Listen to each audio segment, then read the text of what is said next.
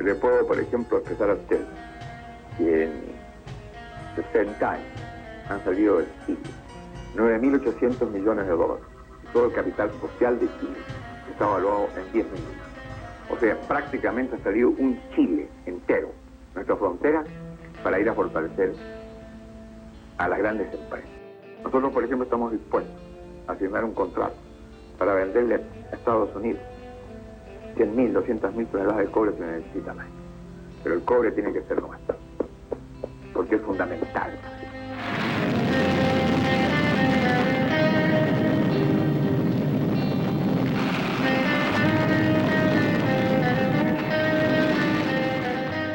Para nacionalizar el cobre el 11 de julio del 71, hace 40 años, fue necesario que todo el pueblo supiera esto, que no fuera secreto. La nacionalización del cobre fue acordada por la unanimidad del Congreso Pleno. La concertación como concertación, si tuviera la capacidad de decir a este país, hay que nuevamente renacionalizar el cobre y ya hay que plantear un proyecto de ley para toda esta empresa, pasarla nuevamente al Estado. Lo que estamos presenciando hoy día es también una venta, podríamos decir, que ni siquiera es venta, de repente una cesión de los recursos naturales chilenos a compañías extranjeras. Es que el problema principal de todo esto es el silencio, es el secreto.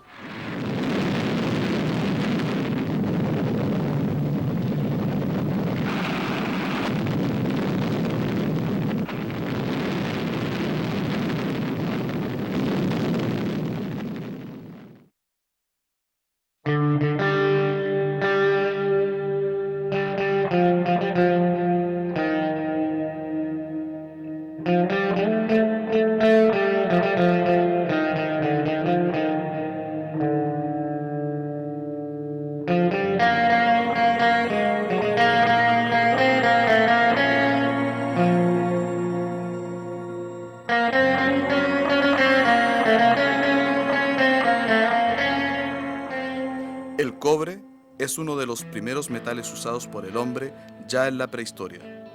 Restos arqueológicos dicen que las primeras explotaciones de cobre y otros minerales en el norte chileno empiezan alrededor del 500 a.C. La explotación del cobre por los norteamericanos empieza en el año 1905, cuando la Braden Copper Company inicia la producción en la mina El Teniente, cercana a Rancagua. Posteriormente, en 1913 entra en funcionamiento Chuquicamata, la mina a tajo abierto más grande del mundo, explotada por la Chile Exploration Company. En la década de los 50, los trabajadores chilenos fundan sus organizaciones sindicales más importantes. La Confederación se funda en Machalí el día 23 de marzo de 1951.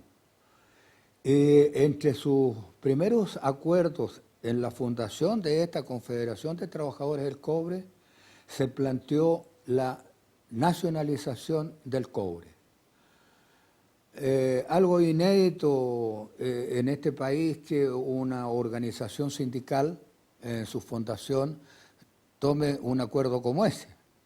Pero ya los dirigentes que habían en aquella época valorizaban la importancia que tenía que las utilidades que producía el cobre, ¿verdad?, fueran de propiedad del Estado y para el desarrollo del país y el bienestar del país, no para las empresas norteamericanas.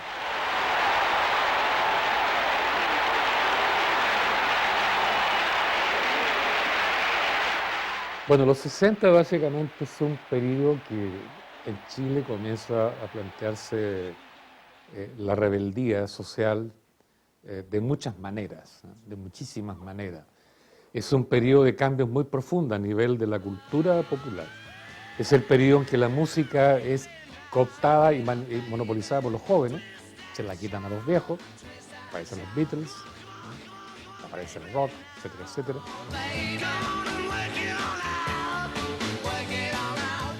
Es el periodo entonces que la juventud comienza a aburrirse de este intento de desarrollar el país por la vía parlamentaria, aceptando la Constitución, aceptando las relaciones amistosas con Estados Unidos, y comienzan a plantear la vía no parlamentaria al desarrollo, la vía no capitalista al desarrollo, y a la vista de la Revolución Cubana y lo que pasaba en Vietnam, entonces comenzó a hablar de la revolución de Rentón.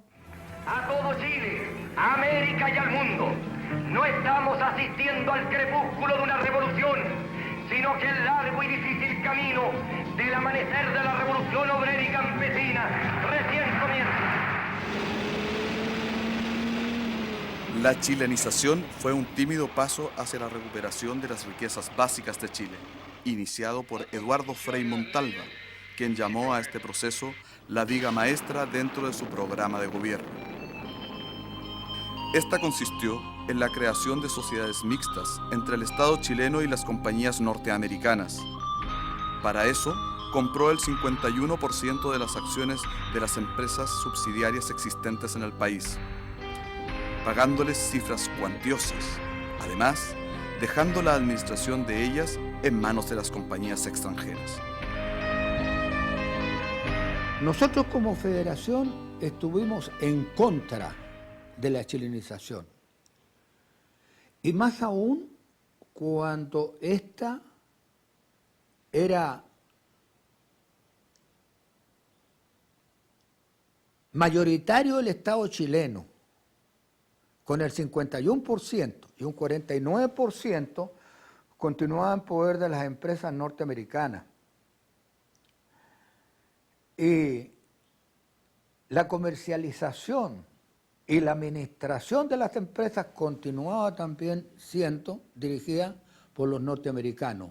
O sea, para nosotros la chilenización era una pantalla para continuar con la explotación del cobre por los americanos.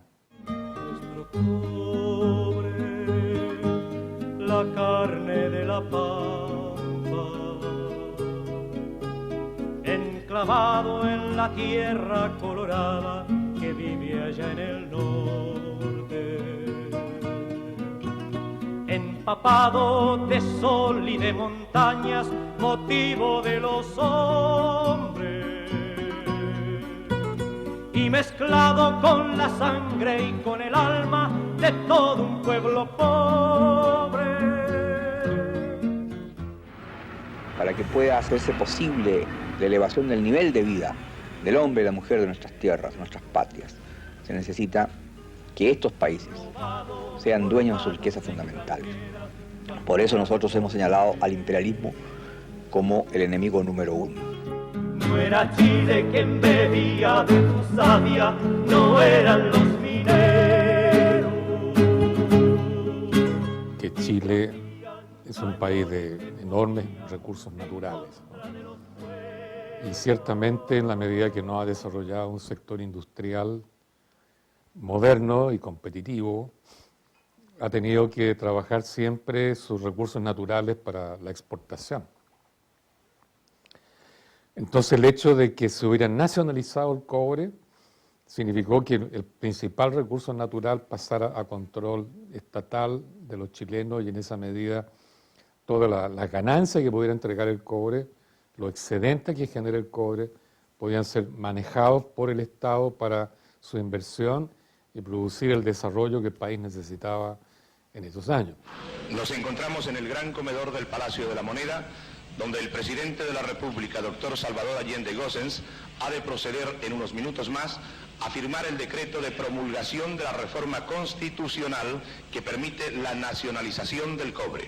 Este acto tiene una extraordinaria trascendencia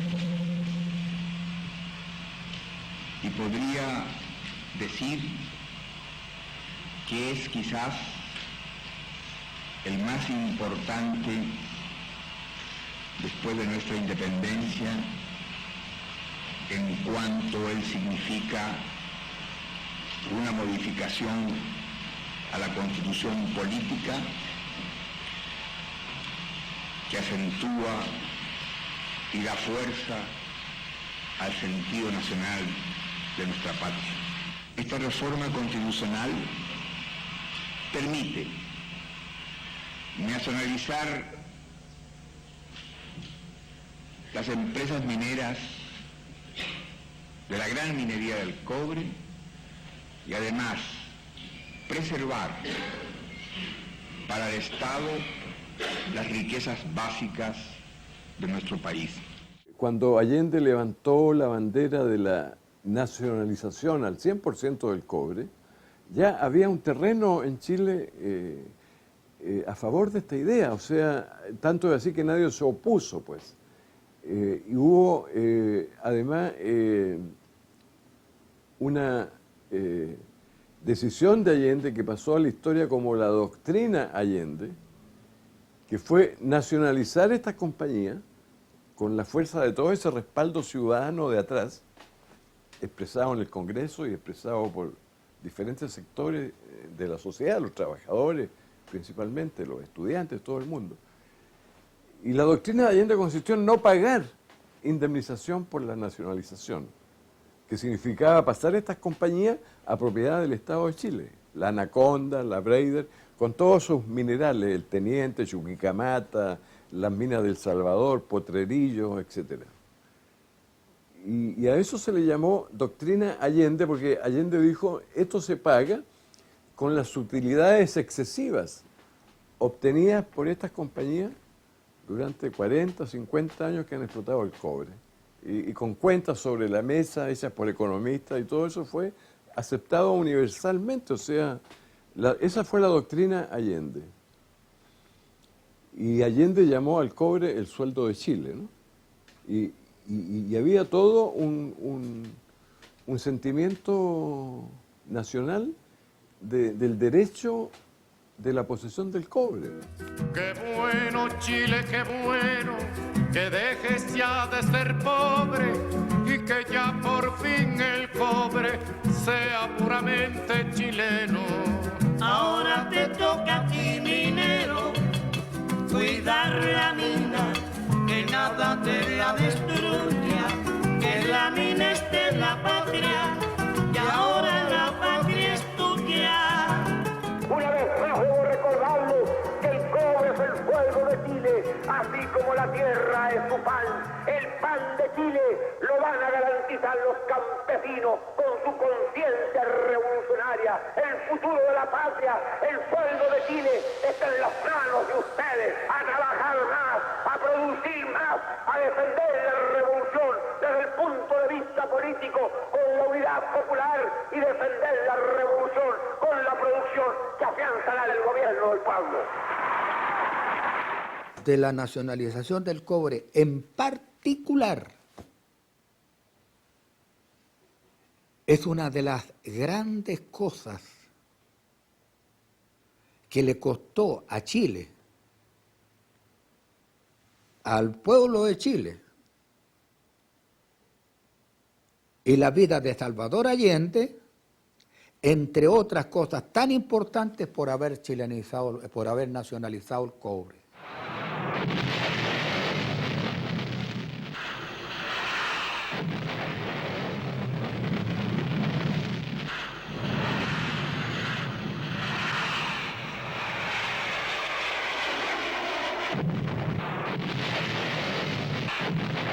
Después del golpe de Estado, el objetivo principal de las transnacionales mineras fue naturalmente desnacionalizar lo que había sido nacionalizado, es decir, privatizar las 5 empresas que había nacionalizado Salvador Allende.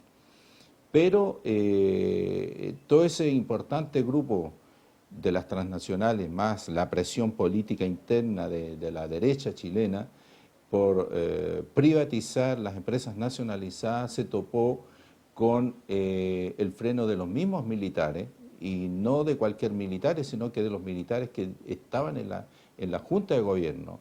Incluso Pinochet, Toribio Merino y Gustavo Lee estaban en contra de la privatización de las empresas nacionalizadas, y al contrario, a partir del año 76, dictaron varias medidas, varias leyes, incluso reformas constitucionales para consolidar la nacionalización del cobre. Entre ellas, por ejemplo, de que el 10% de las ventas de Codelco fueran a las Fuerzas Armadas. Porque el año 80, cuando la Junta de Gobierno discutió la nueva constitución que nos impuso Pinochet, los Chicago Boys y el grupo de Jaime Guzmán presionaban para que en la nueva constitución, aprovechando que se hacía con las armas en la mano y obligando a los chilenos, cualquier cosa que dijera esa constitución se iba a aprobar. Entonces, esta era la oportunidad para anular lo que hizo el Parlamento chileno por proposición de Allende el 11 de junio del 71. Y proponían borrar aquella parte de la Constitución que dejó establecida esta ley. La ley se llamó la Ley 17.450. Esa es la ley que modifica la Constitución. Dice: el cobre es de manera absoluta, exclusiva, inalienable e imprescriptible de propiedad del Estado chileno, ¿no? Es decir, no hay ninguna ley en Chile, probablemente en América Latina, que tenga 4 conceptos, ¿no? Absoluta, exclusiva, inalienable e imprescriptible. O sea, eso es para que a nadie se le pase por la mente jamás nunca privatizarlo o revertir la nacionalización.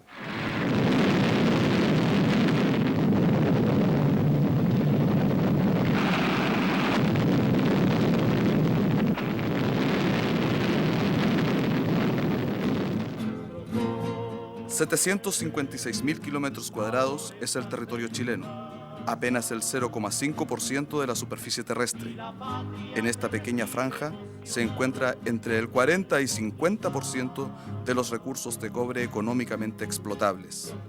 Es un regalo de la naturaleza que en un país tan pequeño como el nuestro se concentre tan alta cantidad de cobre, que después del petróleo es de la mayor importancia estratégica para la humanidad. Este nuevo capitalismo que surge después del 82 en el mundo es el que instala el modelo neoliberal. Porque el capital financiero necesita circular. Si ve un lugar apropiado, baja, se invierte.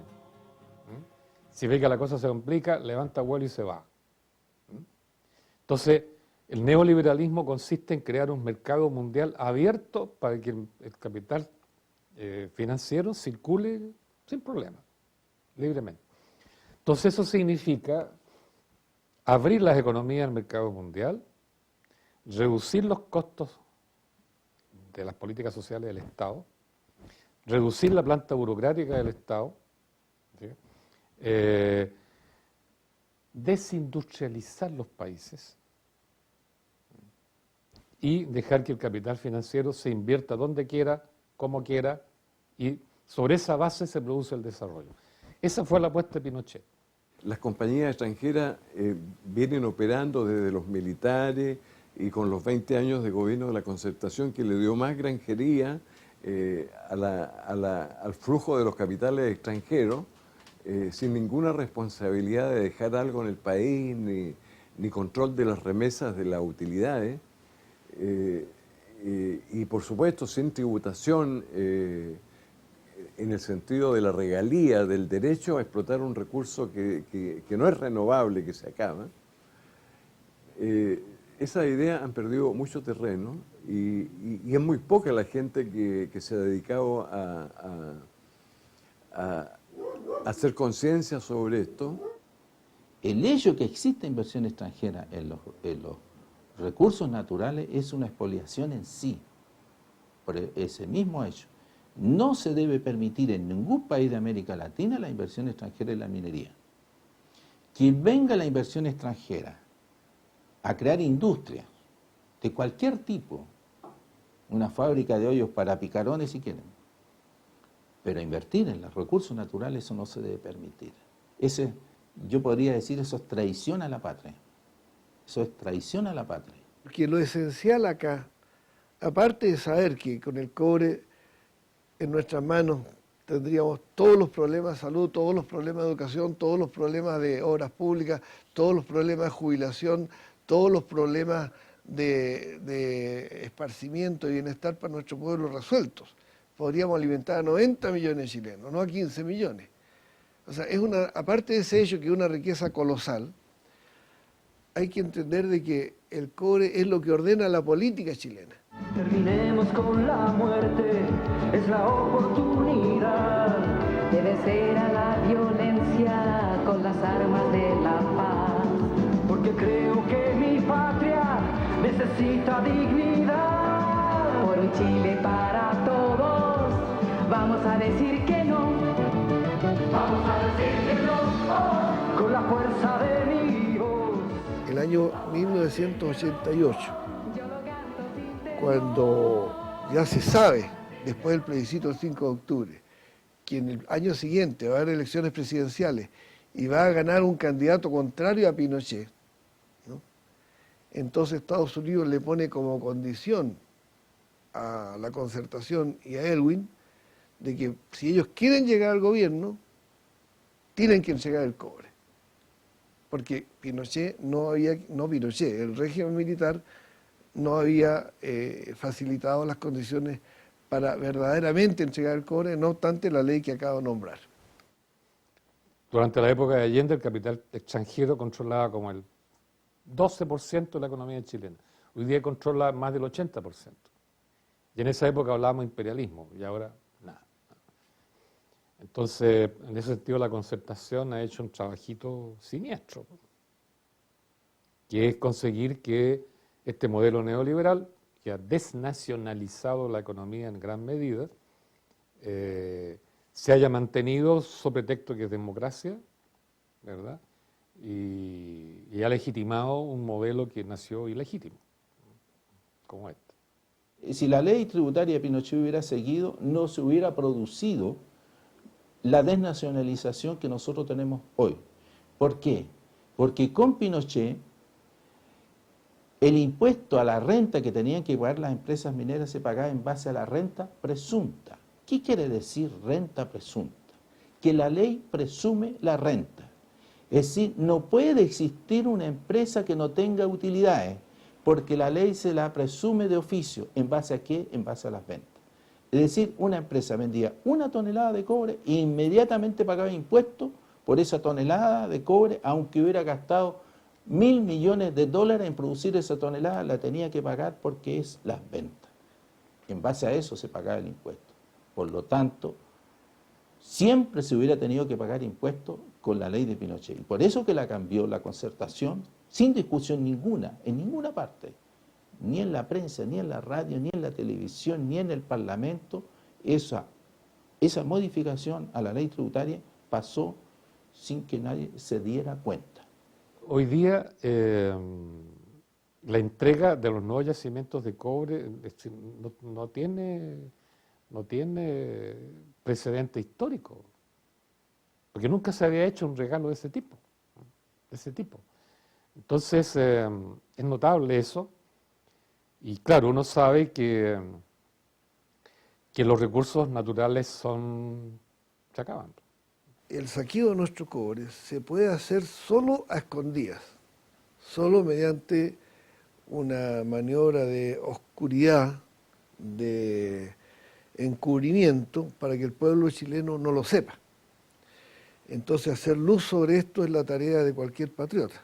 Codelco hoy día debe representar entre el 27 y el 28% de la producción chilena de cobre.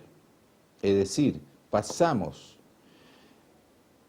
el año 89, al terminar Pinochet, Codelco representaba el 80% de la producción nacional, más otro 10% lo representaba ENAMI, la empresa nacional de minería, la que trabaja con la pequeña y mediana minería nacional. Entonces podríamos haber dicho que el Estado tenía cerca del 90% de la producción nacional de cobre. Hoy día el Estado tiene 28% solamente de la producción nacional de cobre. En resumen, bajo su opinión, como economista y como militante del Partido Socialista, las administraciones de la Concertación fueron peores que la dictadura en la defensa del patrimonio nacional. No fueron peores que la dictadura, fueron lo peor que ha existido en la historia de Chile. Lo que hizo la Concertación con el cobre, el daño provocado por la Concertación con lo que hizo en el cobre, no ha existido en la historia de Chile algo peor. Pueden ustedes recorrer ni siquiera la pérdida del salitre. Es tan grave como lo que se perdió en estos 20 años con las políticas de la Concertación. Porque no le podemos echar la culpa a la dictadura con la ley de José Piñera, porque no fue esa ley la que permitió la desnacionalización, sino que son las leyes que hizo la Concertación a partir del año 90. Entonces, peor que la Concertación en la minería no existe en la historia de Chile. Yo creo que estamos en los inicios de un movimiento ciudadano que va a comenzar a presionar para que los recursos naturales tendrían que ser renacionalizados de alguna manera. Todo yo creo que se va a jugar en esta apuesta, en este tira y afloja por la cuestión de hidrolicén. Esa es una batalla que hay que ganarla. Que la perdemos, yo creo que casi perdemos la guerra, un poco menos.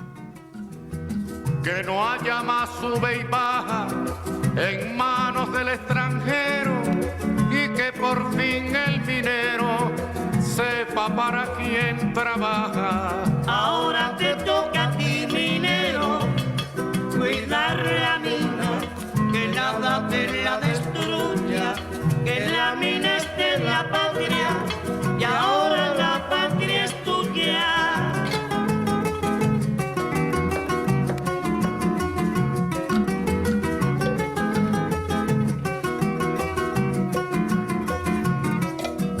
Y si el tío San se enfada, que se aguante y no se meta, que prepare la maleta, que aquí ya no tiene nada.